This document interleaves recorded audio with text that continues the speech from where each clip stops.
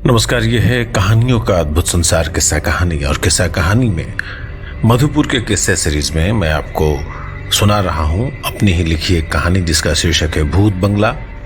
Horror genre की ये मेरी लिखी पहली कहानी थी। और सुनिए कि एक जंगल में भूतहा बंगले में रात काट रहे राजवंत और जमशेद दो दोस्तों की जोड़ी को क्या राज हासिल होता है। पेशे नजर है कहानी भूत बंगला। शाम के 8 ही बज रहे थे, लेकिन लग रहा था आज की रात कभी खत्म नहीं होगी। जंगल के बीचों बीच सुनसान सरकारी बंगले में एक एक पल काटना मुश्किल था। जमशेद ने ऐसी रात कभी नहीं काटी थी, न बिजली न बिछावन। बाहर भयानक बारिश हो रही थी। रह रहकर बिजली चमक उठती थी और गड़गड़ाकर बादल गरज उठते थे। हवा तेज थी और बंगले की टीन की छत पर हवा की बदलती रफ्तार के साथ बारिश की बूंदें सिर पटक पटक कर शोर कर रही थी।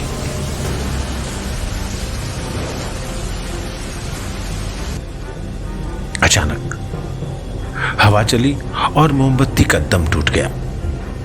अंधेरा इतना गाढ़ा हो गया कि जमशेद दम साध कर बस उस नारंगी बिंदी जैसी लौ को देखता रह गया जो मोमबत्ती बुझने के बाद भी चमक रही थी। मोम की गंध वाला धुआं कमरे में भर गया। छन छन छन छन।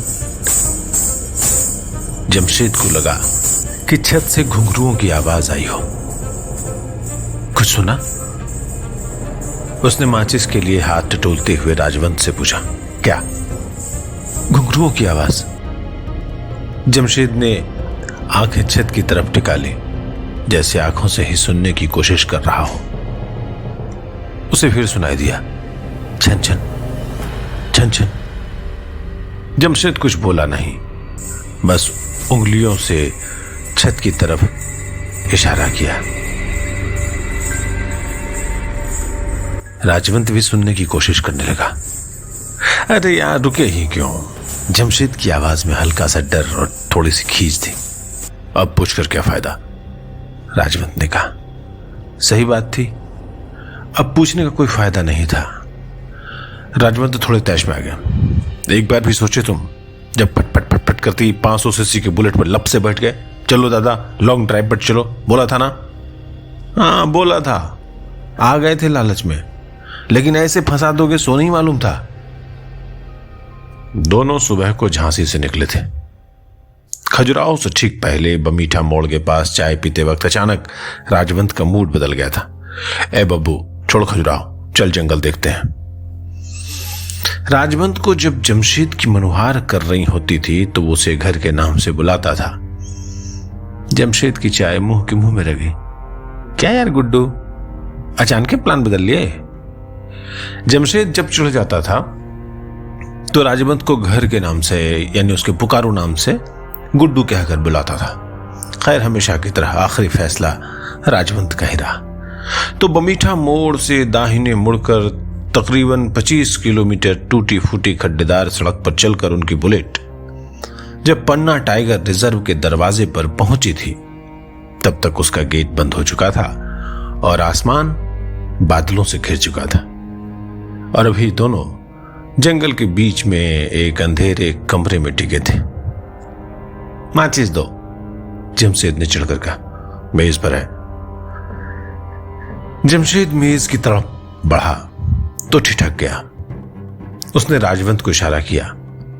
खिड़की की जाली से अंधेरे में भी एक साया साफ साफ नजर आ रहा था। राजवंत खिसक कर खिड़की के पास आ गया। पलक झपकाई तो साया गायब। कुछ था? राजवंत ने पूछा। था ना, क्या हो सकता है? शायद भूत। जंगल में भी भूत होते हैं, क्या पता? चौकीदार बता रहा था, शायद वही भूत नहीं हो। जमशेद की आवाज थर्रा रही थी। बाहर बारिश तेज हो गई और रात ज्यादा दहशतनाक लगने लगी। बारिश, झिंगुर और भीगते गीदड़ों की हुआ हुआ जमशेद को अनहोनी की आशंका सताने लगी कि आवाज आई थी। ठक ठक ठक। कोई रुक रुक कर दरवाजे पर दस्तक दे रहा था। जमशेद ने फुसफुसाकर कहा, यार अम्मी कहती थी कि जिन्नात रात को दरवाजा पीट कर घर में घुस आते हैं। आवाज फिर आई, ठक ठक ठक। राजवंत फुसफुसाया, मोमबत्ती जला लो, भूत प्रेत आग से भाग जाते हैं। जमशेद माचिस की तीली लगड़ने लगा। फटाक। अचानक तेज आवाज के साथ खिड़की खुल गई। दोनों चीख कर पीछे हट गए। तेज हवा कमरे में दाखिल हुई और माचिस की तीली बुझ गई। राजवंत ने उठकर खिड़की का पल्ला लगा लिया। छन छन छन छन। घुंघरुओं की आवाज आई और तेज होकर चली गई, जैसे कोई पायल पहने औरत धीरे धीरे आई हो और फिर दौड़कर दूर चली गई हो। राजवंत को कहीं से बदबू का तेज भभका आया था। टक टक टक। यह आवाज लगातार जारी थी।